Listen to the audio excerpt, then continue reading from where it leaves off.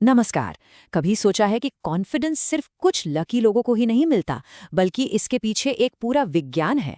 आज हम इसी विज्ञान की बात करने वाले हैं और ये देखेंगे कि कैसे सिर्फ 30 दिनों में, हाँ, सिर्फ 30 दिनों में 3 आसान आदतें अपनाकर शर्मीलेपन को हमेशा के लिए पीछे छोड़ा जा सकता है। हम सबने ये सोचा है ना, कि कुछ लोग तो बस पैदा ही कॉन्फिडेंट होते हैं और कुछ लोग नहीं। पर क्या ये बात सच में सही है या फिर ये सिर्फ एक किस्मत का खेल है? चलिए आज इसी सवाल की तह तक जाते हैं। तो सुनिए, विज्ञान का जवाब है बिल्कुल नहीं। बिहेवियरल साइकोलॉजी ये साफ कहती है कि कॉन्फिडेंस कोई जन्म से मिली हुई चीज नहीं है, बल्कि ये एक हुनर है, एक स्किल है। और सबसे अच्छी बात क्या है पता है? किसी भी स्किल की तरह इसे भी सीखा जा सकता है, बिल्कुल वैसे ही जैसे कोई गिटार बजाना सीखता है या कोई नई जबान बोलना। तो चलिए इस विज्ञान को सिर्फ बातों में नहीं बल्कि एक्शन में देखते हैं।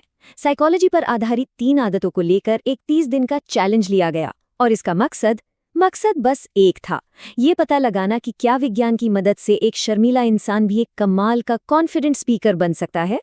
इससे पहले कि हम आगे बढ़ें, जरा समस्या को समझते हैं।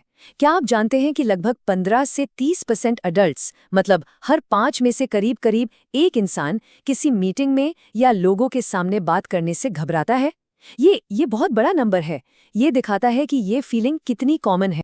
लेकिन घबराने की जरूरत नहीं है, क्योंकि इसका एक वैज्ञानिक इलाज भी है और उसका नाम है कॉग्निटिव बिहेवियरल थेरेपी, या शॉर्ट में कहें तो सीबीटी।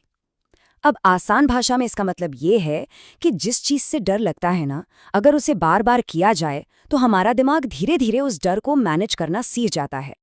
देखिए, इसका मतलब ये बिल्कुल नहीं है कि डर जादू की तरह गायब हो जाएगा, नहीं, बल्कि इसका मतलब ये है कि दिमाग उस डर को सहना सीख जाएगा।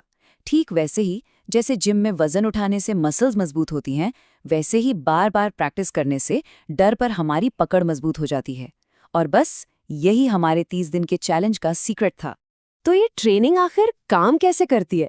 इसके लिए 3 बहुत ही खास आदतें चुनी गई और उन्हें हर रोज प्रैक्टिस किया गया। वो 3 आदतें थी। नंबर 1, आई कांटेक्ट में माहिर होना। दूसरा, अपनी आवाज के उतार चढ़ाव यानी वॉइस मॉड्यूलेशन को सही से इस्तेमाल करना। और तीसरा, एक्टिव लिसनिंग, मतलब सामने वाले को सच में ध्यान से सुनना। चलिए अब एक एक करके इन्हें समझते हैं। हमारी पहली और शायद सबसे जरूरी आदत है आई कांटेक्ट। सोचिए, जब कोई किसी से नजरें मिलाकर बात करता है तो बिना एक शब्द कहे ही ये उसके कॉन्फिडेंस को दिखा देता है। अब जरा इस स्लाइड को देखिए, ये 2 तरह के बिहेवियर के बीच का फर्क एकदम साफ साफ दिखाती है। रिसर्च ये बताती है कि जब हम नजरें चुराते हैं तो न सिर्फ सामने वाले को हम पर कम भरोसा होता है, बल्कि हमारी खुद की घबराहट भी बढ़ जाती है। वहीं दूसरी तरफ नजरें मिलाकर बात करने से इंसान ज्यादा कॉन्फिडेंट और भरोसेमंद लगता है और वो अंदर से भी शांत महसूस करता है। ठीक है, अब आते हैं हमारी दूसरी आदत पर, आवाज का जादू, जिसे हम कहते हैं वॉइस मॉड्यूलेशन।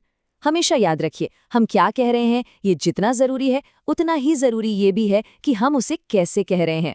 रिसर्च से पता चलता है कि जो लोग एक ही टोन में एकदम फ्लैट तरीके से बात करते हैं, उन्हें अक्सर कम कॉन्फिडेंट माना जाता है और उनकी बातें कोई सुनना भी नहीं चाहता।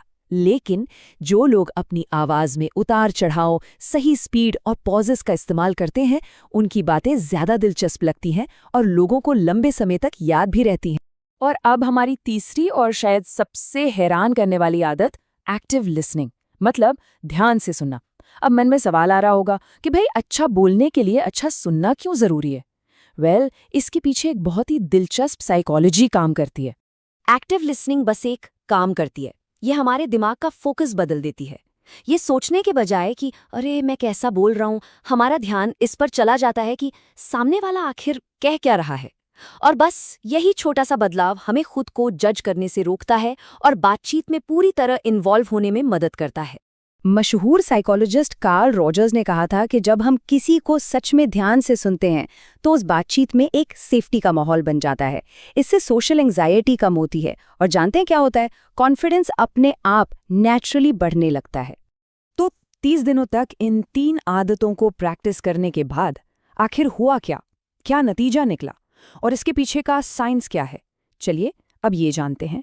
इसका जवाब एक बहुत ही कमाल के शब्द में छिपा है, न्यूरोप्लास्टिसिटी, ये हमारे दिमाग की एक तरह से जादुई ताकत है, जिससे वो हमारे कामों और आदतों के हिसाब से खुद को बदलता रहता है।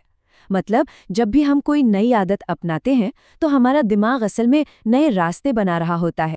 और ये स्लाइड न्यूरोप्लास्टिसिटी की इसी पावर को बहुत ही शानदार तरीके से दिखाती है।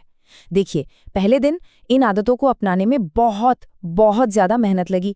तीसरे हफ्ते तक आते आते ये थोड़ा आसान हो गया, और तीसरे दिन तक ये आदतें इतनी नेचुरल हो गईं जैसे ये हमेशा से पर्सनालिटी का हिस्सा थीं। दिमाग ने सच में खुद को रिवायर कर लिया।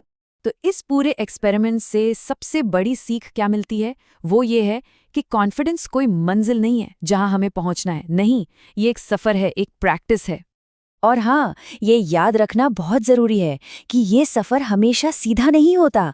कुछ दिन बहुत अच्छे होंगे और कुछ दिन शायद उतने अच्छे नहीं, लेकिन ये फेलियर नहीं है। नहीं, सीखने की प्रोसेस ऐसी ही होती है। तो आखिर में बस इतना याद रखिए, कॉन्फिडेंस वो चीज नहीं है जिसका इंतजार किया जाए, बल्कि ये वो चीज है जिसका हर रोज अभ्यास किया जाता है। साइंस यही कहता है, जब हमारा व्यवहार बदलता है तो हमारी सोच, हमारी फीलिंग्स और हमारा कॉन्फिडेंस भी बदल जाता है।